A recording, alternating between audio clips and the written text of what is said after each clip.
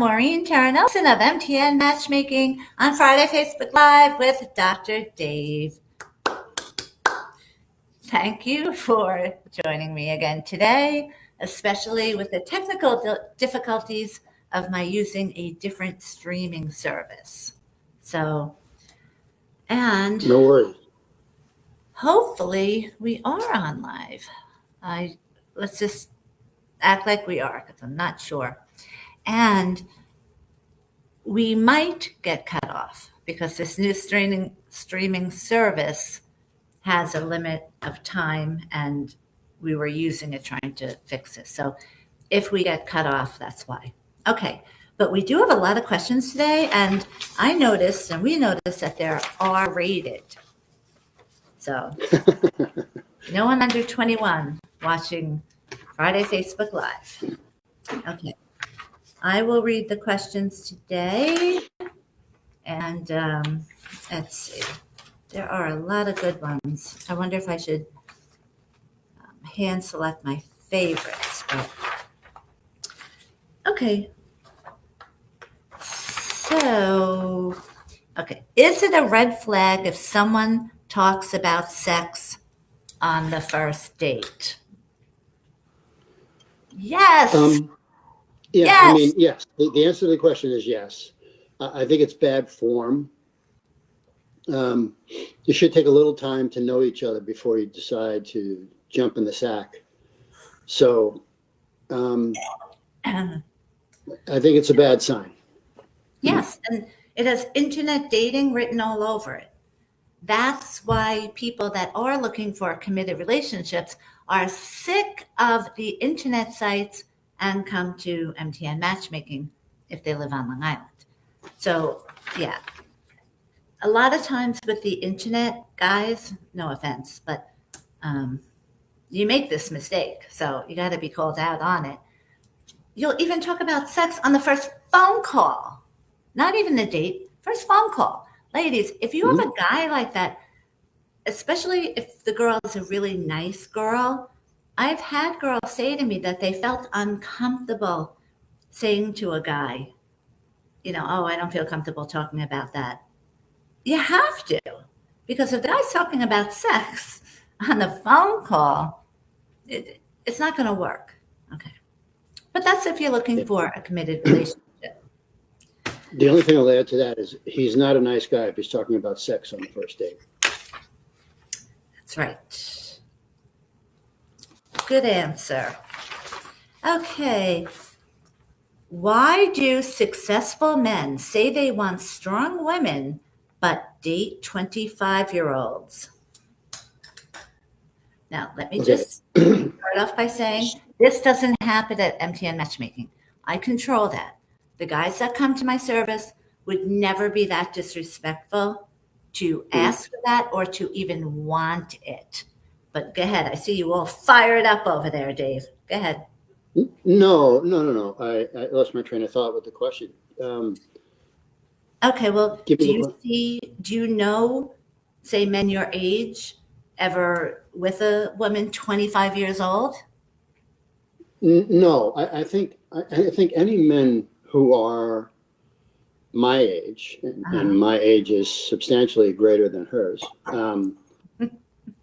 shouldn't be dating women in their 20s, 30s, maybe 40s, but 50s, and I'm turning 66, and I would feel uncomfortable dating somebody in their 20s, 30s, of course, maybe even early 40s. I'm not sure. Of course.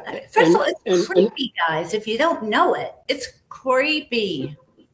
Sure, but even besides that, if you take a step back as a woman, and you say to yourself, okay, I'm dating this guy. He's really nice. He's got a lot of money. We're going places. We're doing things together. Well, that's what it is. He has money, because if he doesn't have money, the gold diggers would not be dating him. Yeah, but there might be some genuinely nice people who like him and the whole 9 yards. But you have to take a step back, because, if he's substantially older than you, you're going to be alive after he dies. And maybe he has your money, maybe he doesn't have the money. I mean, it's an Yes. uncomfortable situation to be in. Yeah. And again, ladies, if you want a kid, I mean, unless you're going out with a movie star who somehow they're able to have kids into their 60s and 70s, I don't know how, but I haven't ever met a man in his 60s or 70s that are popping out kids. So if you want kids, again, it's no way to go. Um, it just has gold digger written all over it, and it makes you, the guys, look bad. I mean, Dave, if you're Yeah. golfing at your country club and you see a guy walking around with a 25-year-old, what would you think? I'm thinking that she's in it for the money, Yeah, and he's in it for the status. yeah. It's sad, but again, that's what you get by meeting people randomly, and you don't know what their intention is, or on the internet dating sites. You got darker. Did you? What happened? I got darker. Yeah. No, I didn't do a thing. Oh. My screen says that I'm still as handsome as I've always been. I think I just made this darker. Let me see. No, I can't fix it. Okay. The only thing I did was like even out my screen. Oh, oh, is there a thing on top that you might have touched by accident? Nope, nope. I didn't touch anything on the screen. It was just a little side. I did this. Okay. Um, well, let us know if you're having trouble seeing us. And also, I will look on Facebook just to see if anyone comments, because on this system, it doesn't show the Facebook. Or if it does, I don't know how to do it yet. That really could be me, that I just have to learn how to do it. But I'll look on my phone just to see in the interim. Uh-oh. If we're not on. Yes, okay. We are. And It says we're in a live session. Everyone can see and hear you. yes. Kim Bell. Hi, Kim. Oh my gosh. At midnight, I sent you out a match and it got bounced back to me. So you're getting a match today. Okay. Thanks for your patience. We love Kim. She is just the sweetest, sweetest ever. Okay. Next question. And Kim, if you have any dating questions, let us know. The next question is, how long should you wait before having sex if you want a serious relationship? Okay, so that's the key.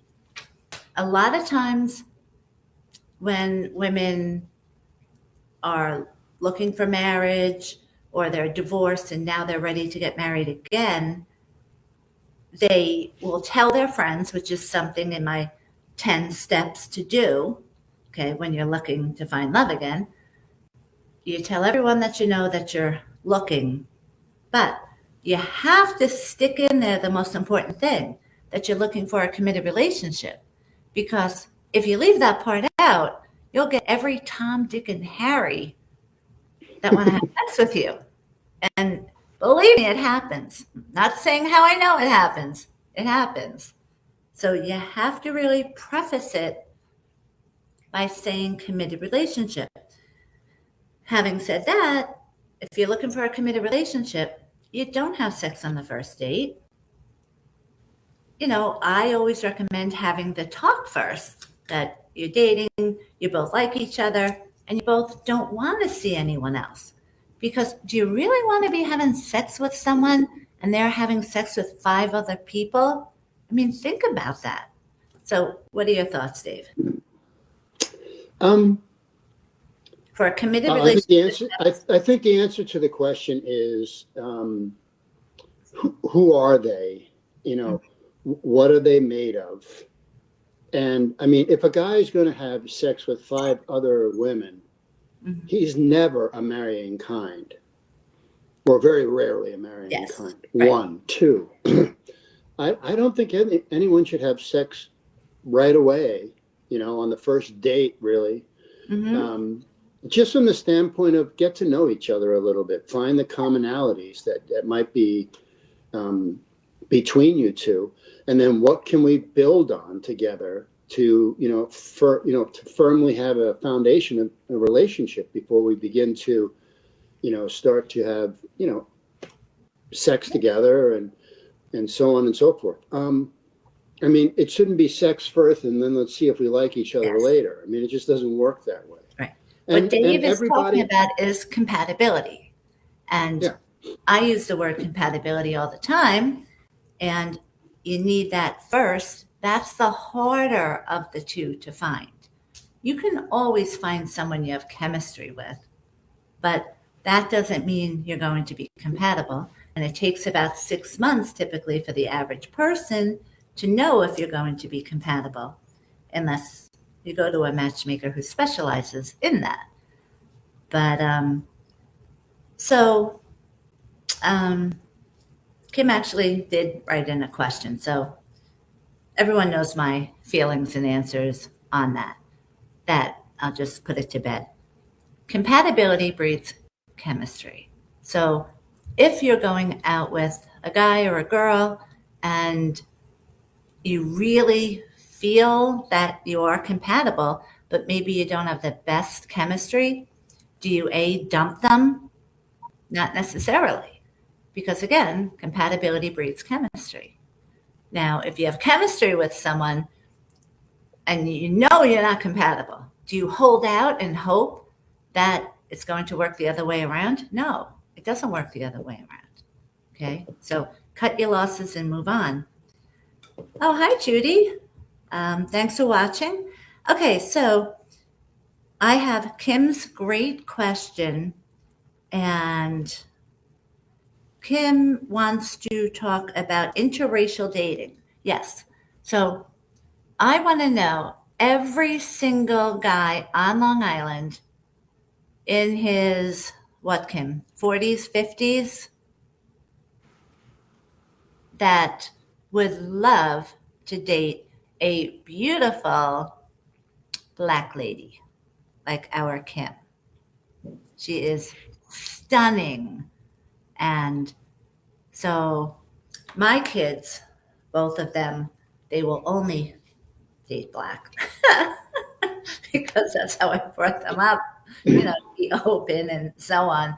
And Kim knows this story that it's funny that that's all they like. So, but I want to know how many guys that are out there that like that and prefer it because you just might be compatible for Kim. So let us know and comment below, and maybe we'll reach out to you. Okay, Kim, how about that? Alrighty. Um, yes, okay. Love you too. Alrighty, so let's go to the next question, which is how long? yeah. Can I interject something? Of course. Okay. Um, it was, let's just remember quickly. It was 1992. I was I think I was a medical student at this time, and I was doing psychiatry, which was its own separate thing at Michigan. And there was a very, very attractive African American lady, and she tapped me on the shoulder one day and said, "Do you like hockey?" And I said, "Yeah, I like hockey." She goes, "Okay, I have 2 tickets to the game tonight. Do you want to go with me?" And I went with her, and we started up a nice relationship together for 6 months. And then obviously I had to move on to other places, and she stayed around. But for people who are intimidated, don't be. It's completely silly. People are people. And she was lovely, and we had a great time together. Ah, isn't he great, Kim? Okay, yes, that is true. Um, okay, so now this next question, it kind of just goes with the last question. If you are looking for a committed relationship, how long do you wait? That's an impossible question. But Yeah. again, I think I kind of already answered it that if you know you're compatible, or I guess you don't really even have to know that. Um, but if you just want to be with each other, that's when you have the talk. And then I say green light, go ahead. Because, but before you have that talk, I wouldn't, because again, like I said, who wants to be going out with someone, having sex with them, and having them having sex all over with a bunch of different people? Who would want that? So, Yeah. I mean, I think a conversation about listen, I'm not saying that we're getting engaged and married, but I don't have sex with everybody. what did you just ask me? I'm kidding. I don't, you don't have sex with everybody, so it sort of makes you committed, and that should be understood. That should be understood. I think. What do I know? Kim, yes. Kim is saying it's not about the color of your skin. Thank you, Dr. Dave. Yes. My Um, pleasure. And I'm going to tell you, Kim is stunning single guys on Long Island. Stunning. And she's super cool, except for when she doesn't take my advice. One time I was on the treadmill working my lunch break. Kim, she says that to me all the time either. And When I I don't was take her talking to advice. Kim on the treadmill. She wasn't taking my advice. As I'm saying, manifest positivity. Go to bed every night and say, I am successful in finding love. Wake up every morning and say, I am successful. I have love. It feels great to be in love. If you don't get your mind used to saying that, then when it happens, you're going to F it up. You have to be used to that. What I like to do too is to write down exactly what you want your love life to be like. Because, and dream. Don't be afraid to reach the stars with this. Don't just say, yeah, I want a guy who has a job. Raise the bar a little bit, ladies, and write down what your dream husband is, and get your mind ready for that by manifesting that. And Yeah. that's going to happen quicker. And if he doesn't have a job, hopefully he has a dowry or a foundation. Make sure he has a job, ladies. Make sure he comes to MTN Matchmaking so I can screen and qualify him for you. There you go. Okay. Kim is apologizing for not taking my advice. That's okay, Kim. If all of my clients took my advice, they would all be success stories now. By now. Not everyone does. Yes, correct. Okay, next question is, what's the number one sign someone is emotionally unavailable? This is a great question because the internet is filled with men and women who are new to the single scene. They don't want to stay home alone anymore. They might not be ready for a committed relationship yet, most likely. I know after my divorce, I needed to have 3 crazy years first. And it was the best 3 years of my life. But anyway, that's another story. So that's what the internet is filled with, people that aren't emotionally available for a committed relationship. So the signs are obvious. I mean, Dave, you can, say what you know about this, but if a guy takes you out and doesn't call you the next day, if he doesn't want a second date, if he's not texting you, Forget all the stupid ass things that your girlfriends are telling you. Your girlfriends are wrong when it comes to dating. You need a dating coach, which Ruth is the best dating coach on Long Island, and she's been working with me for 20 years. So we tell our clients what to expect and so on, so none of this happens. But did you ever meet, Dave, someone who was emotionally unavailable? Oh God, yeah. I met a lot of unemotionally available people. So do you remember any of the signs that made you realize that they're not emotionally available? Yeah, I mean, I think a big sign is when you do things with them or for them, and yet they're not, they don't have any reciprocation involved with you. Yes. Yes. You do whatever they Yes. want. Right. And if That's you notice I'm saying not she or him or her, they. So I'm trying not to get myself tarred and feathered anymore. hi Irene. We love Irene. Okay, so Irene, if you have any dating questions, let us know. Um, yes, and inconsistent texting. Or, okay, texting after 11 p.m. Ladies, if you dare answer that text after 11 p.m., I said p.m., right? Yes, 11 p.m. Good. you did. You did. Just don't fall into those traps of those men that are not looking for committed relationships. They're on the internet sites and they're getting all the sex they want because you dopey bimbo Susies are putting out for them. What's it going to take for you to realize they're not going to marry you, or if they marry you, you're going to be in a life that's, I think, going to be gross. Did anyone see that Facebook post of saying, fathers saying to their daughters, I think, if you go to college and you're smart, this is the man that you're going to marry. And it's a nice looking professional man. And then Mm-hmm. if you don't, this is the man you're going to be with. And it's, someone 30 years older. Gross, gross, but obviously wealthy. So That's terrible.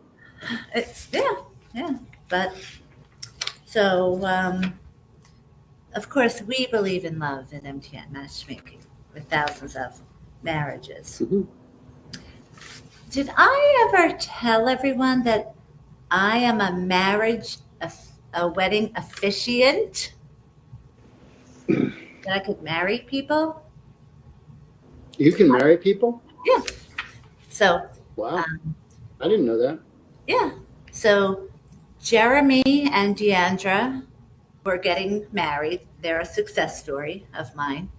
And they said to me, would I marry them? And I thought, oh, you mean come to the wedding? Okay, sure. Which, usually I don't have time to go to the weddings even, which, it's a huge opportunity, but I still can't go to all of them because there are so many. And I said, sure, I'll go. And they said, no, no, no. Will you marry us? I'm like, what? That's a course. I have to learn how to do that. And I believe Deandra's father paid for me to take a course to become a wedding officiant. And it was a lot of fun. It's on my website in the videos, it's on my YouTube also. My sister Jerry came with me because Jerry worked with me at that time too. So it was so much fun. But again, I loved it. It was great. I could never, ever do it again. The pressure that I put on myself to make this marriage as perfect as I could as a wedding officiant, I, I could never go through all that effort again. I would never have time to do my regular matchmaking. So a lot of times right after people ask me, would I marry them? And then, no, no. I have the certificate on my wall to prove it. That's all I want at this point. Okay. Alrighty. Let's see. Next question. Um, is it okay to talk about money early on when dating in New York? Okay. Well, um, first of all, no. Okay. Again, commercial for MTN matchmaking, but when both people are financially stable, the great thing is you don't have to ask about money because everyone's financially stable. That is huge because if you're going to meet some random person on the street, you have no idea. You have no idea if that person is financially stable like yourself. And it if it's very unequal, it's it's not a good thing. It's not going to last. It will cause problems, etc. I find it funny though, Dave. Do you notice how they specified in New York, almost like it's okay in New York for people to ask about money, but just not in any other state? No, in New York, it's tacky also to talk about money. So, Sure. anything you'd like to add about that? No, I think you covered it. Okay. Hey, Asa. Everybody needs an Asa. Let me think of a question and let's count how quickly Asa answers it on Facebook Live. Okay. Um, let me think.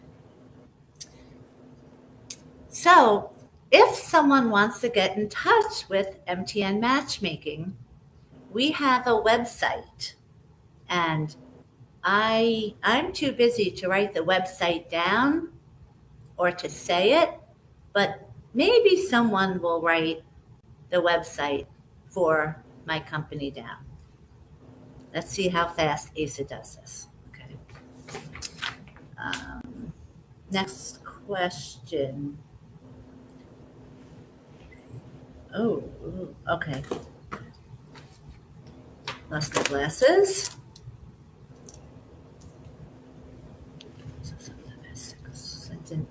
Okay. Everyone has noticed, by the way, and our clients are writing into me. We have brought in the best looking people lately at MTN Matchmaking. But again, I'm not just looking for a pretty face or a good looking face. You have to be a good person, of course, inside as well. Um, Mhm. okay, I think Asa might have stepped away from his desk right now, but hopefully he'll come back because we're looking for the website, Asa. Um, what is the number one sign someone is emotional? Oh, no, we did that. Okay. How do you know if someone is really looking for a committed relationship if you're not finding him through me? That's a great question because, first of all, you do need to know if you're going to be compatible to them too. They could be the greatest girl or guy in the world, but if they're not compatible to you, it's not going to mean anything. You'll just be friends. And I am a big advocate in people being just friends. So, um, so let's see. What's a sign? I, I think when Asa writes, "Amen, Mo." Shoot, I have to plug in my laptop. Asa, I'm looking for the website of MTN Matchmaking for you to put it on Facebook. Okay, Dave, so what's the sign when people are ready for a committed relationship? How could you tell? Are you asking me? Yes, because I'm getting the plug. I think people get into relationships slowly. They start to feel each other out, how they're compatible, how they're not compatible, and then at some point in time, And I do think that takes a little time. I mean, I can't tell you how many times when I was much younger than I am now that I felt like, oh, this is it. It was like 15 minutes in the bar, and and you think this is it, and it's not even close to it. You don't know anything about her. You don't know anything about the family. You don't know what their dreams, their desires are. So I think it takes a little time to get together, but the more that you find the commonalities that you have Mhm. together, and you can build off the commonalities and have cute little fun time together, and you know, you know, joke about things, and gently make fun about each other. And then all of that is just building the building blocks to a firm Mhm. foundation going forward. I mean, seeing him in the bar, jumping in bed with him is just not going to do it. It might, but it's unlikely percentage wise that that's going to happen. I mean, it takes time to build a good and lasting relationship.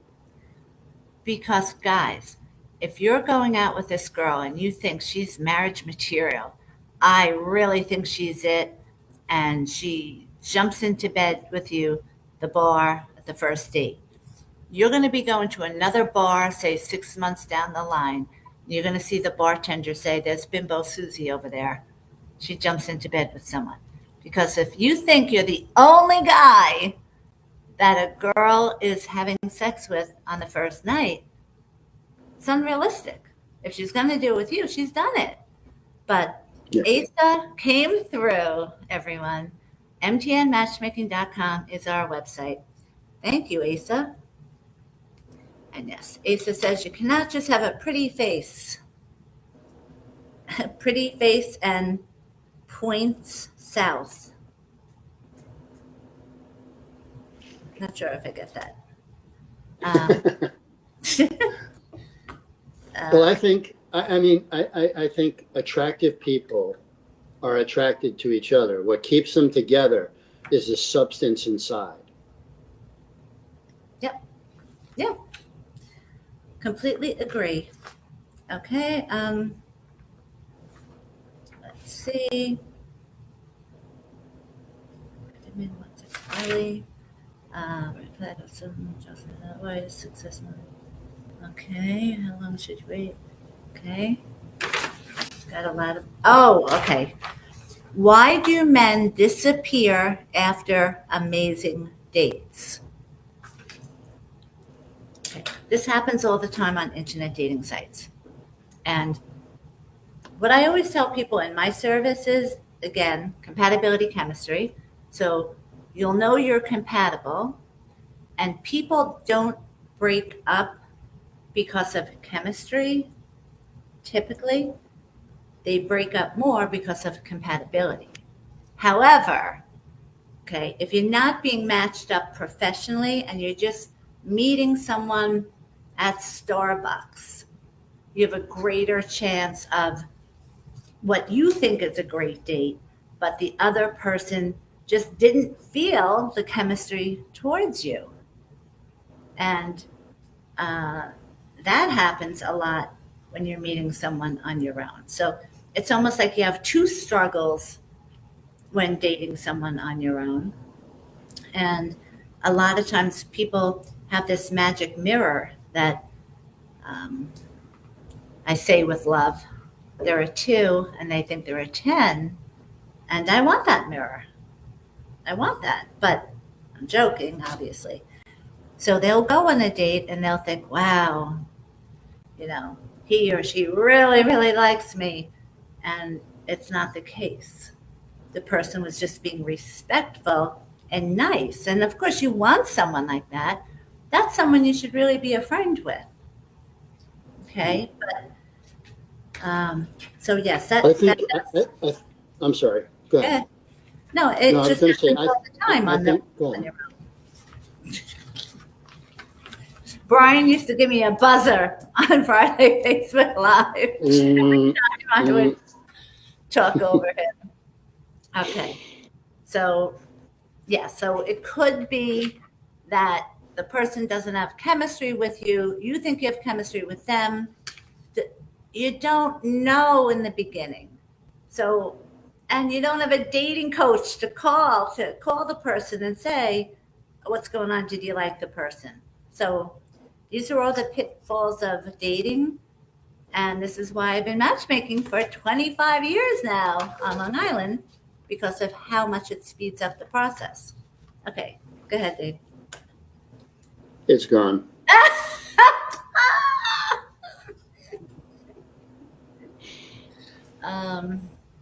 All right. Let's see. Oh, okay. Last question, and this one's a good one. What is the biggest mistake high achieving women make in dating? I'm dying to answer this, but you go first if you want. Just give me the question again. Okay. What's the biggest mistake that high power women make in dating? That's a tough one for me. I'm not a high powered woman. I think I there's a number of different things I can think of. I mean, Like what? Because you're probably high right. powered women. I'm sorry. You're probably right with what you're thinking. So, High powered women sometimes, don't go after high powered men, but take someone a little bit lesser than what they think they deserve. And I don't know the reason for that. I mean, I can think of a few things. mm-hmm. Um, That they don't want competition, you mean? well, I don't know if maybe it's competition, but um, it's unfortunate because women were discriminated against in the business world for a long, long time. So to make it up to the top and be in a very big position, Mm-hmm. you certainly don't want to be splitting your life up with another high powered guy Mm-hmm. who's got an ego as big as yours. I Mm-hmm. mean, I don't know that works out for me. Maybe it does, but I don't know that it works out for me. In medicine, there are a lot of gigantic egos, and they Mm-hmm. don't always get along. Yes. We just matched up two people that are exactly type A's to the umpteenth level. Exactly. Like, I've never seen such compatibility the same. They hated each other. But the funny thing is, and Ruth knows this, the clients don't know. We didn't tell them why it didn't work. We just said, okay, no worries. They're like, Yeah, oh, they both want to drive the bus. yeah, she's annoying. He's annoying. It's the same feedback about each other, and they don't realize that they're doing it too. But I will say, and oh, Maureen, my wild friend Mo in Long Island. Do you know I have a wild friend Mo in Florida and a wild friend Mo on Long Island? Um, Kim is talking about, yes, they lower their standards probably. But here's why what high power women make the mistake of. Because, and it's probably, Dave, what you said, that for a long time they were passed over so much.